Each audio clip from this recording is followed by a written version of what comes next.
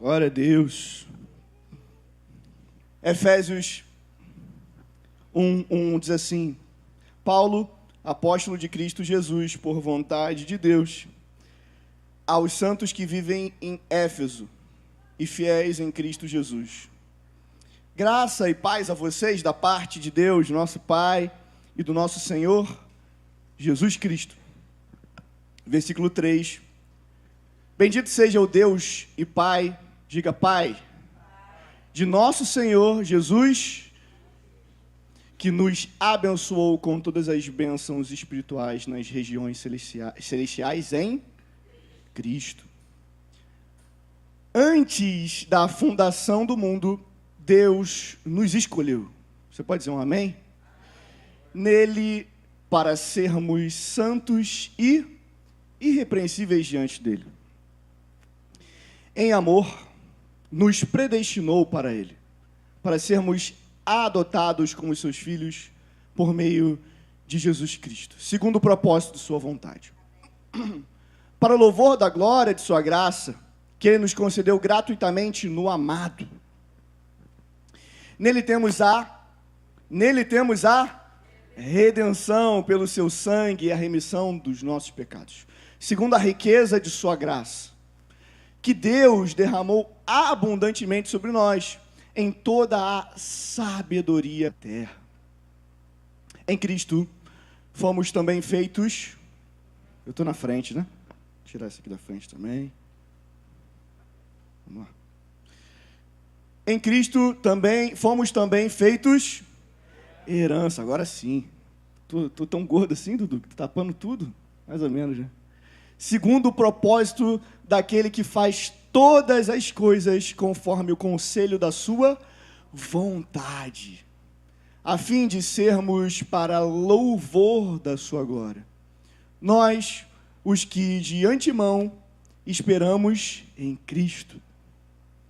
Nele também vocês, depois que ouviram a palavra da verdade, o evangelho da salvação, tendo nele também crido, receberam, vamos ler juntos? Receberam os... Você pode dar uma glória a Deus por isso? O Espírito é o penhor da nossa herança, até o resgate da sua propriedade em louvor da sua glória. Palavra do Senhor. Meus irmãos, a palavra que nós estudaremos nessa manhã tem como tema a marca da promessa. Você pode dar uma glória a Deus por isso? Eu estou interativo hoje. A marca da promessa. Você pode dar uma glória a Deus por isso? Eu, algumas semanas atrás, fui intimado por o Senhor para perceber algo que eu não tinha percebido, né? Desde o ano passado, final do ano passado, dona Marise, meu sogro se mudou e a gente teve que ficar com a gatinha da Vicky. A gatinha da Vicky se chama Rô. Aí eu até pedi para Vicky poder botar aí para vocês conhecerem a Rô. Quem segue a Vitória já viu essa semana aí. O Bento é apaixonado na Rô. Olha a Rô. Espera aí, vou apagar aqui. Deu para ver agora? Essa é a Rô. Nem parece que faz a sujeira que faz, né? Ó, agora dá para ver a Rô. Olha a Rô aí, ó. Estão vendo a Rô, gente? Eu estou interativo hoje. Estão vendo a Rô? Tá vendo a Rô, pastor Thiago? Detalhe, né? Eu era totalmente contra essa adoção. Eu tipo assim, eu nunca tive gato, não sabia como que era cuidar de gato. Eu estava até brincando com meu sogro ontem, que eu cuido mais do gato do que da Vitória agora. E eu cuido mais do gato do que a Vitória, né? Sendo que o gato era dela, agora é nosso gato, né? Irmãos, a Rô, ela foi a inspiração para essa pregação de hoje. E eu queria ilustrar a parte que eu era contra, Vicky. Pode passar, por favor? Aí, eu era contra. No passado eu era contra, agora a gente fica olhando um no olho do outro. Como dois felinos. Irmãos, gostou, né, Pedro? Gostou dessa? Deixa a Rô um pouquinho aí, Vicky. Há umas semanas atrás, a gente voltou da igreja, a Vicky estava fazendo alguma coisa, eu escuto um barulho lá fora. Quando eu vou lá fora, a Rô, Dudu, está andando, correndo para um lado e para o outro. Correndo desesperadamente. Desesperadamente. Sabe aquele cachorro que quer caçar o próprio rabo? Só que a Rô estava caçando a casa inteira. Caçando a casa inteira. Ela passava, pastor Ulisses, a gente botou uma portinha para a porta grande não ficar aberta. E saiu lá, a gente botou uma portinha, aquela portinha. Ela passava ali, fazendo um barulho enorme, Leila. E aí eu fui para o nosso bom e velho chat GPT e falei assim, chat, vê se tem alguma coisa errada com o meu gato. São, 10 horas da noite e o gato está correndo, Chuezer, desesperadamente pela casa. Eu falei assim, deu ruim, o gato vai infartar, vai explodir. E aí, a gente já tinha percebido isso antes, como eu falei, eu fui despertado pelo Senhor para perceber isso. Né? A minha cunhada e a Vitória apelidam esse sentimento da Rô de Zaninha, que ela fica Zaninha. Não sei porquê, né? São nomes. Ela fica atazanada, parece o Tasmania, correndo de um lado para o outro. E aí eu fui estudar mais sobre, e eu fui descobrir que, diferente do cachorro, passou por um processo de domesticação, tudo certinho disso, o gato não aconteceu muito bem isso. O gato ele não passou muito bem por esse processo de domesticação. Os estudiosos falam que eles meio que se adaptaram a gente, tia Rosa. Os gatos... Oi? O gato domestica o homem, né? Hoje eu tenho que acordar mais cedo para poder deixar tudo pronto, porque eu vi que não pode chegar perto da caixa de areia. E aí, Eric, eles falam que os estudiosos falam que o gato se adaptou à rotina do homem para poder ter alimento. E o gato, ele tem o gene do felino ainda muito firme, muito aceso dentro da sua mente, do seu instinto. E aquela corrida, dona Marise, era para ela gastar a energia de caça que ela tinha. Então, provavelmente, a gente estava na igreja o dia inteiro, chegamos em casa, a gente não deu atenção para ela e tudo mais, ela chega e ela tem que gastar a energia dela de alguma forma. E eu fui parar para perceber. Ela, quando eu boto comida, ela come um pouquinho, vou e cava, no nada, no chão, ela cava a comida. Eu fui pesquisar. Porque os felinos, quando eles acham comida, eles comem aquilo para encher a barriga dele e botam areia em cima para poder guardar a comida. O instinto do gato ainda prevalece. E Deus falou muito claro no meu coração. O mesmo instinto que prevalece de anos e anos até hoje é a marca da promessa que eu tenho para a sua vida. Esse animal passou por várias etapas dos anos, passaram por vários lugares, e até hoje ele contém algo que é essencial para a sua vida, que é o instinto de caça e o instinto de sobrevivência. Nós fomos selados, como o apóstolo Paulo diz, com a marca da promessa do Espírito Santo. Por muitas vezes, nós vivemos a nossa vida normal, vivemos até como cachorro, vivemos até como, uma galinha, vivemos até como um elefante, mas não vivemos como para aquilo que fomos criados. É como se Deus tivesse nos feito gato, tivesse feito um felino dentro do nosso coração, o instinto de caça. Às vezes tem uma mosca, a dona Marisa, e ela quer caçar essa mosca de qualquer jeito. Às vezes ela vê uma sombra e ela caça a sombra, ela tem 11 anos, porque não saiu de dentro do coração dela. Diga para o seu irmão nessa manhã, a marca da promessa, pode falar, não é pecado, a marca da promessa está selada no seu coração. Por mais que os anos se passem, por mais que você passe por várias igrejas, por vários pastores, por vários líderes, a marca da promessa está fincada no seu coração. E que a Rô sirva de exemplo para nós nessa manhã, e que nós não venhamos a esquecer dessa marca da promessa. Amém, Vicky? Só um momento fofura, pode tirar. Meus irmãos, a carta aos Efésios foi escrita por Paulo durante a sua prisão, provavelmente em Roma, entre os anos 60 e 62 depois de Cristo. E a cidade, e a igreja de Chino, que era a cidade de Éfeso, era uma das cidades mais importantes do Império Romano, que eu vou dar uma de pastor Tiago, se você me permite, pastor. Éfeso era um centro comercial, um centro político, religioso. onde ali em Éfeso tinha o templo da deusa Artemis, que seria a deusa Diana dos romanos, considerada uma das 7 maravilhas do mundo antigo. A igreja de Éfeso, para a qual Paulo estava escrevendo, havia sido plantada por Paulo durante a sua 3ª viagem missionária. Está lá em Atos, capítulo 19. Muitos convertidos vieram de um contexto profundamente pagão, marcado por idolatria, magia e culto imperial. Por isso, uma das grandes preocupações de Paulo é mostrar aos crentes quem eles realmente são em Cristo. Hoje, nós somos marcados por várias coisas. Nós somos condicionados e identificados por várias coisas, pastor Ulisses. Você é brasileiro, carioca, né? Mora no Rio de Janeiro. Você é casado ou você não é casado. Você tem várias marcas, mas a principal marca que você deve ter é a marca da promessa do Espírito Santo. É o selo do Senhor Jesus. Antes, esses homens, essas mulheres eram identificados pelos seus deuses, sua cultura e seu passado. Agora possuem uma nova identidade estabelecida por Deus. Quantos receberam essa nova identidade estabelecida por Deus e podem dizer, eu tenho a marca da promessa? Existe algo interessante e especial no primeiro capítulo de Efésios, onde muitos defendem que esse é o parágrafo mais longo de um escrito antigo. É como se Paulo estivesse falando, e nem respirar ele respirava.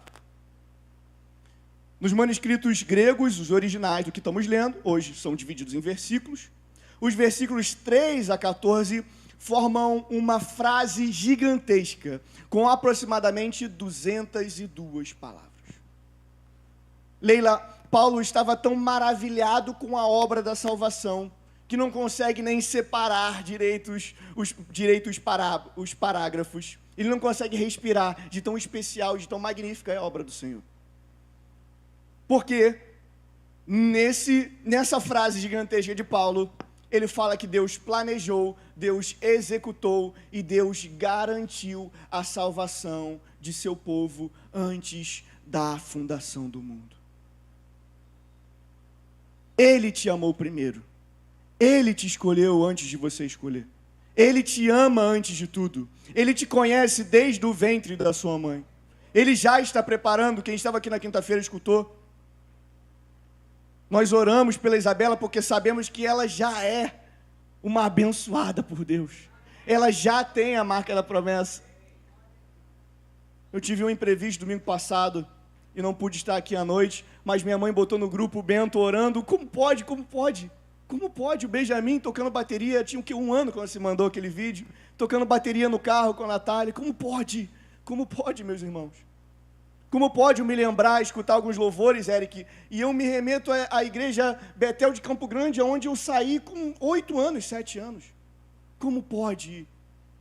Como podemos explicar a marca da promessa a qual o Senhor colocou e tatuou nas nossas vidas? Deus planejou, Deus executou, Ele realizou, e o Espírito Santo garantiu.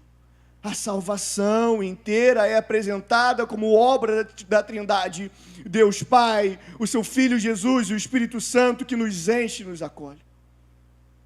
E nessa manhã, meus irmãos, eu queria brevemente passear por esse texto para que a gente entenda cada um desse ponto que Paulo levantou. Versículo 3, Paulo vai começar a dizer da obra de Deus, do Deus Pai. Vamos ler juntos? Eu queria ler todo mundo junto, de novo. Bendito seja o Deus e Pai de nosso Senhor Jesus Cristo, que nos abençoou com todas as bênçãos espirituais nas regiões celestiais em Cristo. Paulo começa adorando. Bendito o Deus e Pai de nosso Senhor Jesus Cristo. Pastor Ulisses, a primeira coisa que Paulo vai fazer é adorar o Senhor, porque ele sabe que a obra de Deus, que já foi completada em seu Filho Jesus, e há de ser completada ainda na sua volta, é motivo da nossa adoração. Ainda se não tivéssemos nenhuma das bênçãos que temos, Dudu, uma família linda, uma igreja maravilhosa, Deus ainda continuaria sendo Deus, porque temos o que temos dentro do nosso coração.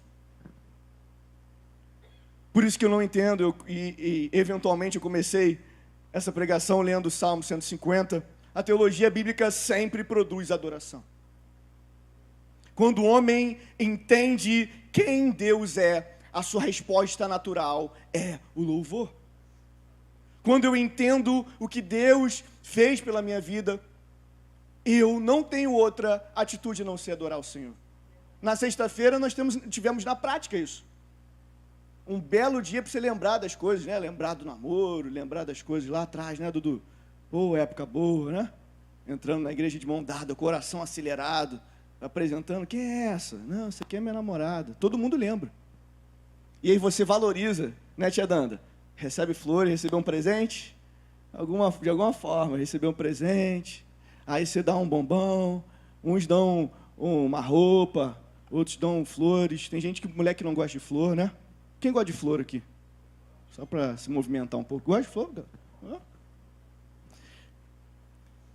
Mas quando nós enxergamos a obra que acontece em nossas vidas, e o namoro é um exemplo disso, o casamento é um exemplo disso, a primeira coisa que a gente faz é dar valor a isso.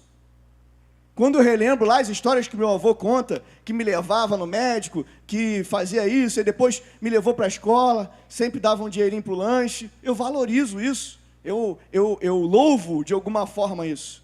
Quando nós lembramos da obra de Deus para a nossa vida, a adoração e o louvor precisa ser algo comum, normal. Ao entrarmos por essas portas e lembrarmos do que Deus fez na nossa vida, aquilo que Ele fez através de Noé, aquilo que Ele fez através de Abraão, de Isaac e de Jacó, a primeira resposta que nós precisamos fazer é adorar ao Senhor, porque Ele já realizou a obra principal em nossas vidas, que foi a salvação. Versículo 4, Paulo vai dizer que Ele nos escolheu antes da fundação do mundo. Esse talvez seja um dos textos mais polêmicos e mais profundos da obra de Deus durante toda a Escritura. Mas a ideia, meus irmãos, não é que Deus olhou para o futuro e descobriu quem creria. Paulo aponta para algo anterior à criação, antes de existir terra, antes de existir sol, antes de existir lua, antes de existir Adão, Eva, o pecado, já existia o propósito redentor em Deus. Ele nos amou primeiro. Ele nos amou primeiro. Essa ideia centralizadora e humanizada de que tudo roda ao nosso redor e que nós amamos a Deus e como se fosse um privilégio para Deus, nós o amarmos, cai por terra quando descobrimos que Ele se importa por nós antes mesmo de aprendermos o que é amor. Porque uma das primeiras coisas que a gente aprende na faculdade de teologia, Letícia, é Deus é amor. A palavra escolher lembra imediatamente Israel. Em Deuteronômio, Deus afirma que escolheu Israel não porque era maior, não porque era um povo melhor, mas por amor. E através de Cristo Jesus, Paulo amplia o conceito. Em Cristo, judeus, gentios são incluídos no povo eleito de Deus. Através de Jesus, você se torna nação santa, geração eleita do Senhor Jesus. Você pode dar glória a Deus por isso? E ele continua no versículo 4, dizendo, para sermos santos e irrepreensíveis diante dele. Então não há algo especial, não nos torna super-heróis ser escolhidos pelo Senhor Jesus, ser um povo eleito pelo Senhor Jesus. Mas para que nós sejamos santos e irrepreensíveis. Diga para o seu irmão, a quem muito é dado, a muito será cobrado. Essa eleição não se refere apenas a destino, mas é sobre transformação. Ele nos escolheu para termos uma mudança de conduta. Deus não escolhe pessoas para permanecerem iguais. Deus te escolheu para uma transformação. Deus te escolheu para uma mudança de vida. Deus te escolheu para que você não se torne a mesma pessoa, mas para que você se torne mais parecido com Ele. Mais parecido com a criação. Olha que perfeição de DNA. Um felino que não sei quantos anos preserva dentro dele uma identidade. E da mesma forma, ora, um gato é mais importante do que um ser humano? Pode uma árvore centenária ser mais importante do que você, Eric? Pode um céu azul ser mais importante do que a nossa vida, escolhida pelo Senhor Jesus e salva pelo Senhor Jesus? Da mesma forma de que a glória de Deus se manifesta sobre toda a criação, sobre toda a natureza, também se manifesta com as nossas vidas. Você é uma obra manifesta do Senhor aqui na terra. Você não entendeu? Você é reflexo de Deus aqui na terra. Você é um espelho de Deus aqui na terra. As pessoas precisam olhar para vocês e verem Deus. Olhar para a minha vida, para a minha casa, para a minha família e ver Deus. Deus escolhe pessoas para serem conforme a imagem de Cristo. Versículo 5, eu vou avançar. Paulo continua dizendo que nos predestinou para Ele, para sermos adotados. Você foi adotado, você pode dar uma glória a Deus por isso? Como seus filhos, por meio de Jesus Cristo, segundo o propósito da sua vontade. Meus irmãos, no mundo romano, a adoção era um ato jurídico extremamente forte, que vão ter marcas em nossa sociedade moderna. Um filho adotado, Ana, ele recebia um novo nome, trocava o nome que a outra família deu. Ele tinha direito à herança, ele tinha direitos familiares, como em geral. O adotado, ele recebia uma nova identidade.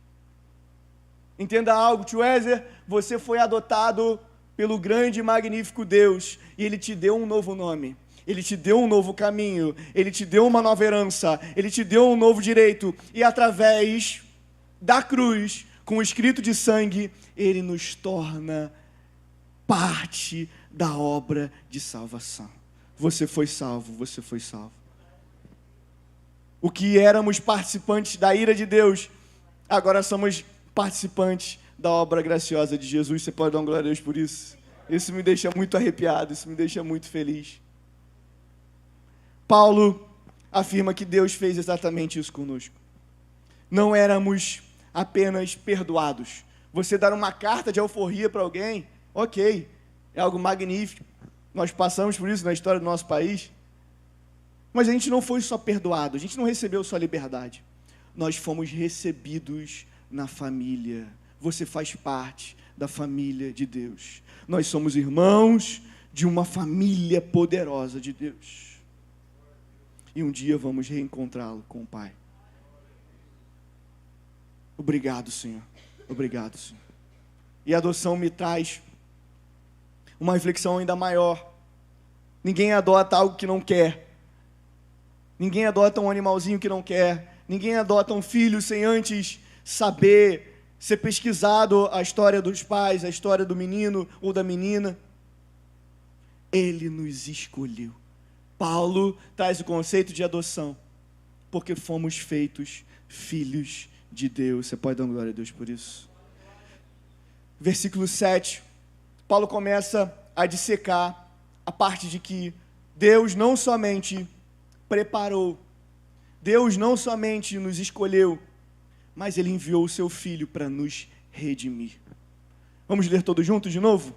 Nele temos a redenção, pelo seu sangue, a remissão dos pecados, segundo a riqueza de sua graça. Nele temos redenção pelo seu sangue. Vou falar igual o pastor Tiago, eu não vou arranhar no grego não, pastor Tiago.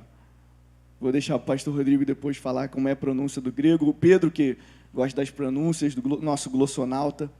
Mas a palavra grega, eu vou tentar dar uma arranhada aqui, seria perto de apolostrosis. Essa palavra, que estaria ligada à redenção, era utilizada no grego, Lene, para libertação de escravos, pagamento de resgate. compra de liberdade. O que Paulo está afirmando para você nessa manhã é que Cristo pagou um alto preço pela sua vida. Cristo pagou um alto preço pela sua redenção. Cristo pagou um alto preço para que você tivesse nova vida no reino de Deus. Antes nós éramos pecadores, antes nós estávamos condenados à perdição errada, antes nós éramos afastados de Deus, agora através de Cristo Jesus, nós temos redenção com o Pai, e agora vivemos uma nova vida, um novo momento, uma nova oportunidade, livres do pecado da perdição eterna para viver a mensagem que Deus tem para nós. Ele continua dizendo no versículo 8, vamos ler, continuar lendo juntos, que Deus derramou, todos juntos, abundantemente sobre nós, em toda sabedoria e entendimento. Vamos continuar. 9. E Ele nos revelou o mistério da sua vontade, segundo o seu propósito, que Ele apresentou em Cristo.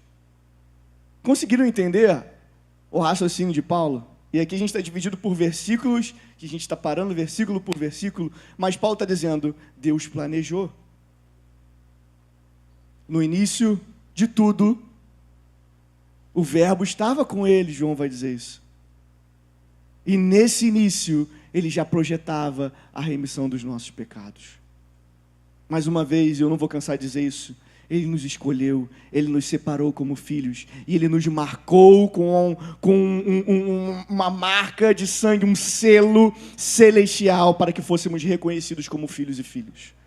O inferno pode chegar para você e dizer, você não é filho. O inferno pode chegar para você e dizer, você não vale nada. O inferno pode chegar para você e te colocar depressivo, mas Deus te pega pela mão e diz, você é filho, você é filha.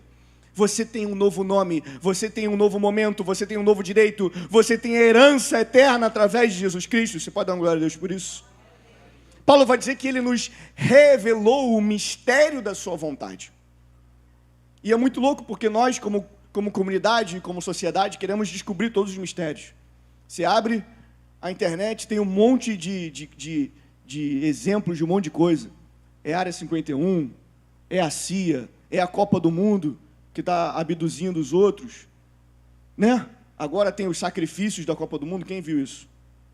A gente fica tentando, ninguém viu, gente, que a menina lá, esqueci o nome dela, Shakira, fez um sacrifício lá, que é um ritual da entrada, a gente fica tentando achar pelo em ovo, a gente fica tentando criar as teorias, quando na verdade o maior mistério da história da humanidade, desde antes da fundação do mundo, já foi revelado a nós. Olha como é lindo isso. A gente fica criando teoria da conspiração, os botafoguenses de 2023 vão dizer, não, foi comprado. Vai dizer, aí agora, todo mundo acreditava que no final do filme do Michael Jackson ele ia aparecer, Glaucio, porque o Michael Jackson não morreu assim como o Elvis. Estão aqui perto, no Projac da Globo. Todo mundo fica achando um monte de coisa, todo mundo fica conjecturando um monte de coisa, quando na verdade o ministério da palavra foi nos dado, o ministério da reconciliação foi nos dado, e o mistério eterno de Deus foi revelado através do seu Filho Jesus, salvação a nós. Ele nos deu salvação, e não foi a qualquer preço, não foi a qualquer preço, não foi $1 milhão, 3 milhões, 5, 10, 100 milhões de dólares, foi um preço de sangue. E talvez para nós ocidentais isso não tenha muito valor, mas para um judeu a referência é imediatamente sacrificial. O que sangue te lembra? O que sangue te lembra nos umbrais dos portais? O cordeiro que foi sacrificado, a Páscoa, os sacrifícios levíticos, o dia da expiação, tudo isso no Antigo Testamento apontava para Cristo. A cruz não foi um acidente. Repita comigo, a cruz não foi um acidente. Foi o centro do plano eterno de Deus. Você pode dar glória a Deus por isso. Obrigado, porque sem ela nós não somos nada. Sem a cruz não somos nada. Somos peso de papel. E ele vai continuar, Paulo vai continuar dizendo, olha como é lindo, como esse cara era muito inteligente, de fazer convergir nele, na dispensação da plenitude dos tempos, diga comigo todas, todas as coisas, tanto as do céu como as da terra, tudo converge ao plano eterno de Deus. A gente estava falando hoje na escola dominical, a gente fica preocupado. Começo do ano, eu ainda esqueci de pagar a cota do meu IPTU, fiquei triste pra caramba de pagar juros. É IPTU, é IPVA, é um monte de coisa que a gente fica preocupado, a gente fica doido. E agora? Eu não vou poder comprar minha carne para o jogo do Brasil, a gente fica preocupado. Quando, na verdade, isso não é o centro do mundo. Quando, na verdade, a minha conta bancária não é o centro do mundo. Qual é a marca do meu carro? Não é o centro do mundo. A roupa que eu visto não é o centro do mundo. Porque, na verdade, Leila, o centro do mundo, ele tudo é convergido, toda a criação, tudo que foi criado, tudo aquilo que foi feito, converge para a obra redentora. Nada disso é importante, nada disso faz sentido se não há cruz, se não há obra redentora de Jesus. Ele morreu pela sua vida, ele morreu por aqueles que já passaram e aqueles que hão de vir. Ele era, ele é, ele há de ser em nossas vidas. O pecado produziu uma fragmentação, no sentido de que o homem estava separado de Deus. Todo o projeto do Éden, o homem estava separado do homem, Abel e Caim. A criação afetada pela queda, Noé e o dilúvio. O propósito final de Deus é reunir tudo sobre o governo de Cristo. A história caminha para um rei e um reino. A história caminha para um rei e um reino. Meus irmãos, vocês podem achar que eu sou maluco ou que eu estou maluco, mas pouco me importa como vai ser, se vai ter guerra, se não vai ter guerra, quem vai ganhar, quem vai perder, como vai ser a eleição no final do ano, porque tudo está debaixo das mãos do Senhor. A gente não pode perder a nossa essência, a gente não pode perder a marca da promessa. Se quem eu vou votar é como uma borracha gigante, aquilo que Deus escreveu na minha vida não vale a pena. Se o meu estresse com minha esposa vai apagar aquilo que Deus escreveu na minha vida, não vale a pena. Porque a gente só dá valor quando agora tem uma vida dentro de uma outra vida. Isso é louco, né? Tem duas vidas em um mesmo espaço. A gente dá valor a isso? Ou quando a pessoa está doente? Não, não briga com não, está doente, cara. Covid, não sei o quê. O chefe até, não vou dar uma bronca para ele hoje não, está passando mal. A gente dá valor nesse momento. Quando na briga de um trânsito, Eric, você fala assim, isso vai tirar, isso vai apagar aquilo que Deus escreveu na minha vida, não vale a pena. Não vale a pena, não vale a pena. Como a gente viu há 4 anos atrás, pessoas, famílias destruídas por causa de discussão, de gente que já foi preso, já foi solto, já foi preso, já foi solto, o outro foi preso, já foi solto, encheu o bolso e a gente ainda está discutindo, meus irmãos. Nada pode apagar o selo que Deus colocou dentro do nosso coração. Nós precisamos guardar há muitas e muitas e muitas chaves. Aquilo que o Espírito Santo selou no seu coração é eterno. Paulo vai dizer no versículo 13, exatamente isso. Nele também vocês, depois que ouviram a palavra da verdade, a muito é dado, a quem muito é dado, o muito será cobrado. Falamos hoje na escola dominical, aos de fora, Deus julga, aos de dentro, o pastor Rodrigo trouxe a nós. Nós precisamos cobrar aquilo que aprendemos.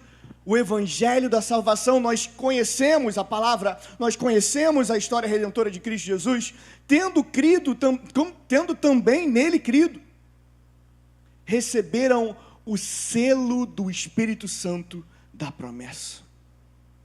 Paulo está dizendo que nós fomos selados pelo Espírito Santo da promessa. E aqui eu quero trazer 3 funções de um selo. A primeira delas é identificação. Nós fomos selados pelo Espírito Santo da promessa para identificação, é a primeira delas. A identificação era para mostrar quem era o proprietário. Diga para essa pessoa que está do seu lado, você tem Não, fala direito. Dono. Você tem dono. A gente trabalha a vida inteira, João, para não ter dono, né? Para não ter patrão, para não ter chefe. Mas temos dono. Diga para essa pessoa que está do seu lado, você é extremamente dependente. Nós fomos identificados como propriedade exclusiva de Deus. Olha que interessante, porque no momento em que as pessoas olham e veem eu xingando a minha mulher, fazendo alguma coisa com minha filha, qual identidade eles vão ver? Qual identificação, qual selo eles vão ver? O que está escrito lá? Tem escrito, né? Alto em açúcar adicionado, alto em gordura saturada. Eu estou fora, né, Ana, disso tudo. A gente está fora. Eu e Ana estamos fora disso. O que ele está vendo em nós? Há pouco tempo atrás a gente fez um post na igreja sobre isso. Alto em adoração, alto em oração, alto em dedicação ao Senhor. Um documento selado pelo Rei eterno e celestial. Nós somos crentes que pertencemos a Deus. Nós somos fiéis que pertencemos a Deus. Nós fomos chamados por um Deus eterno que criou tudo e todos. E nós somos propriedade exclusiva dele. Você pode dar glória a Deus por isso? Quando olham para nós como igreja, precisam ver a identidade de Deus. A segunda função, além de identificação, é autenticidade. Uma coisa pode até ser identificada como algo. Hoje menos, né? Mas antigamente todo mundo andava com a Bíblia debaixo do braço. Ou às vezes a modo que você se veste, ou a camisa. Não vou nem entrar nesse tema. Vou entrar sim. A pessoa que faz mais algazarra, pessoa que briga com todo mundo. Aí eu estava descendo um dia desses, aí eu forcei minha vista assim, não acredito. Está usando uma blusa de um retiro espiritual, de uma igreja que eu conheço. Meu Deus, não é possível. Ou seja, eu identifiquei, mas não era autêntico. Não era autêntico. O perfume do Paraguai, do nosso irmão Dudu que está assistindo agora. Puro álcool, Dudu. Puro álcool. Estava escrito lá. Qual era? Apolo? O que era? Tinha uma identidade. João, tinha uma identidade, mas não era autêntico. Primeiro ele precisa conseguir espirrar, porque o irmão Dudu não está conseguindo nem espirrar o perfume, tadinho, do Paraguai. Dudu, te expus nessa. Ou seja, a segunda função do selo era a autenticidade. A autenticidade confirmava que era algo verdadeiro. O Espírito autentica a nossa filiação. Diz, esse é filho, essa é filha. Nós fomos chamados para isso. Peça nessa manhã que o Senhor reforce esse selo autêntico, identificado. Terceira e última coisa, eu estou realmente acabando, é que o selo servia como proteção. O selo indicava autoridade e segurança.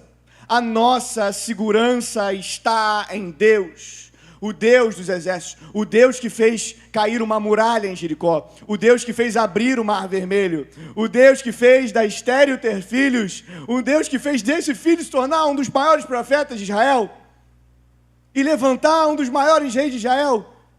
E esse rei que era pequeno, esquecido pelos seus pais, esquecido pelos seus irmãos, com uma pedra derrubou um gigante, porque quem nos dá segurança é Deus.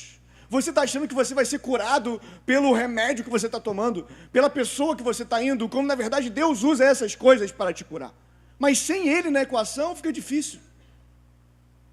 Porque o remédio ele pode me livrar naquele tempo, mas a causa da doença, o remorso, a dor, a insegurança vai continuar. Por isso, mais do que isso, não estou dizendo que você não tem que ir num psicólogo, num médico, é óbvio que você tem que ir. É um dentista falando que você precisa ir. Mas mais do que isso, nós precisamos nos apegar a Deus. Nós precisamos nos apegar àquele que nos chamou, àquele que nos comissionou. Porque nada, meus irmãos, esse mesmo apóstolo fala que nada pode nos afastar do amor de Deus. Nem anjos, nem principados, Nem potestades, aquilo que a gente tem medo, né? Tem medo de anjo, tem medo de demônio, tem medo de tudo. Pode nem falar. Nada pode nos afastar do amor de Deus. Você foi chamado, você foi comissionado, você foi selado para a identificação, para a autenticidade, para a proteção do nosso eterno Deus. Nessa manhã, Igreja Casa e Vida, é para ficar de pé, espiritualmente falando, entendendo que quem nos marcou é o eterno Deus. Eu falei, cortaram, até botaram no Instagram. Mas eu vou repetir. Mas eu não posso, mas eu não consigo. Realmente, parabéns. Você descobriu que você não pode, você não consegue. Já é um primeiro passo. Porque é o Senhor que nos capacita. E nós aprendemos naquela pregação que o Espírito Santo nos capacita. Ele nos faz ter o poder, do grego dínamos, como dinamite, vivendo uma vida segundo a vontade de Deus. Mas é muito difícil, pastor Lucas, não me irritar no trânsito. Eu sei disso, meu irmão, eu sei. Eu sou o primeiro. Mas é muito difícil, quando o paciente falta, você está lá esperando. Eu sei disso, meu irmão. Eu sei disso. Mas é muito difícil quando alguém vem te confrontar, falar uma palavra. Muitas vezes, dentro da igreja, eu recebi uma palavra um dia desse, uma palavra de desânimo. Depois do culto, eu falei, tudo bem, é muito difícil. Mas Deus não nos chamou para isso. Deus não fez, olha só, Dilson, Deus teve o trabalho de convergir tudo para que a salvação acontecesse. E às vezes com uma decisão a gente desfaz tudo aquilo que Deus trabalhou para as nossas vidas. Às vezes com um pecado Deus desfaz tudo o que fez na nossa vida. Para terminar, eu estava conversando com uma pessoa essa semana, que eu já dei o exemplo dela aqui, e a situação foi evoluindo. E essa pessoa cometeu um erro muito grave. E agora ela está sofrendo as consequências do erro que ela cometeu. E eu não tive outra palavra a não ser: você precisa se apegar a Deus. O erro já foi, já aconteceu. Você está sofrendo as consequências. Não tem como mudar. Eu ainda não descobri uma máquina do tempo. Se eu descobrisse, eu te emprestava. Mas existe algo que vai lavar isso tudo. É a remissão dos pecados em Deus. Porque senão a gente entra, Eric, numa espiral de problemas, e numa espiral de pecados que não tem nenhuma relação, com o pecado original, com aquilo que a gente cometeu lá atrás, dona Marise. E a gente vai se embolando um problema no outro, uma dificuldade na outra, quando na verdade Deus está disponível a nós para nos oferecer um novo começo. Ele é aquele que pode nos capacitar para sair de uma relação difícil, uma decisão difícil, uma situação difícil. Em nome de Jesus. Você pode crer nessa palavra, em nome de Jesus? Meus irmãos, Paulo vai continuar e conclui esse raciocínio no versículo 14. Eu também queria concluir a nossa palavra no versículo 14. O Espírito é o penhor, diga comigo, penhor da nossa herança, até o resgate da sua propriedade em louvor da sua glória. Paulo vai dizer que o Espírito é a marca da promessa. Josué recebeu a promessa. Quantos lembram a promessa que Josué recebe? Deus fala para ele o quê? O que Deus fala para Josué? Gente, está na metade dos status de vocês, está essa frase. Se você, o que você vê em traseira de caminhão é doideira. Josué 1:9. E aí? Ser forte e corajoso. Pode abrir, Lucão. Josué recebeu a promessa. Israel recebeu a promessa. Abraão recebeu a promessa. Deus começa dizendo: não foi isso que eu te ordenei? Seja forte e corajoso. Não tenha medo, nem fique assustado, porque o Senhor, seu Deus, estará com você por onde quer que você andar. Deus me trouxe algo muito importante através desse versículo. Eu ia pregar sobre esse versículo, mudou tudo. Vamos usar esse versículo. Por muito tempo você lê esse versículo, Dudu, e você vê as pessoas usando esse versículo como: eu sou forte, eu sou corajoso. Eu sou forte, eu sou corajoso. Eu posso. Eu posso fazer. Eu posso executar o que eu quero executar, porque eu sou forte e corajoso. Na realidade, Deus está dizendo o seguinte: você só pode fazer porque você está comigo. Não é o contrário do que a gente interpreta. É o contrário do que comumente a gente usa. Nós não temos nada, nós não somos nada sem o autor que planejou tudo para que sejamos tudo junto com ele. A herança é como se recebêssemos um grande tesouro, é como se recebêssemos uma mega da virada sobre algo que a gente não teve mérito nenhum, nem escolheu os números. Porque foi dado por Deus, de graça e pela graça. Nada que Josué faça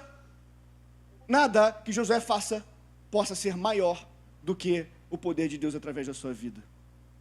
E Deus ainda fala: não tem por que você ficar com medo, não tem por que você ficar assustado, porque sou eu que estará com você. Por onde você quer andar, Deus está com você. Aonde você pisar, será solo santo por conta da presença de Deus na sua vida. Você pode dar glória a Deus por isso?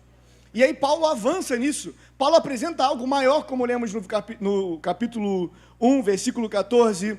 A nova aliança não apresenta apenas uma promessa, porque isso foi uma promessa: ser forte e corajoso, dá uma rodeada em Jericó, as muralhas vão cair, vocês conquistam a cidade, a terra prometida está uma bagunça lá na terra prometida, tadinho, coitado. Paulo apresenta algo maior. Não, a nova aliança não apresenta apenas uma promessa, ela entrega o espírito da promessa. Versículo 14. Versículo 13, nós lemos: o espírito da promessa. O próprio Deus passa a habitar no meio do seu povo. Talvez você não entenda a importância disso. O próprio Deus está presente aqui nessa manhã, e Ele te chama. No versículo 14, nós lemos, e eu pedi para vocês repetirem: penhor da nossa herança. Em grego, essa palavra diz entrada, garantia e sinal antecipado. Ele antecipou a nossa liberdade. Ele deu a nós a salvação, para que quando passarmos desse mundo para a eternidade com Cristo, nós possamos mostrar: eu sou filho, eu sou filha, com o selo que Deus colocou em nós. O Espírito Santo é a garantia de que tudo o que Deus prometeu será cumprido. Eu vou ler novamente para que você entenda. O Espírito Santo é a garantia de que tudo o que Deus prometeu será cumprido. Esse mesmo cara vai escrever: aquele que começou a boa obra em minha vida é fiel. A gente banaliza as palavras, mas o que Paulo está dizendo é o seguinte: ele não vai nos abandonar. Quando ele fala para nós ser forte e corajoso, ele não vai nos abandonar. Ele garante a nossa herança. Garante a nossa herança. Além de ter pago a nossa dívida, além de ter sanado as nossas dívidas, o Senhor garante a nossa herança. Meus irmãos, o que Paulo está tentando dizer é que a salvação começa na eternidade passada.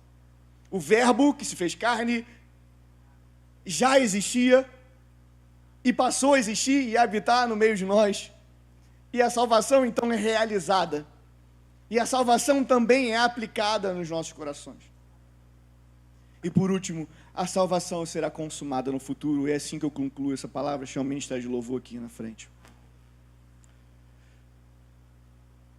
Nessa manhã, nós temos a oportunidade de resgatar o espírito da marca da promessa.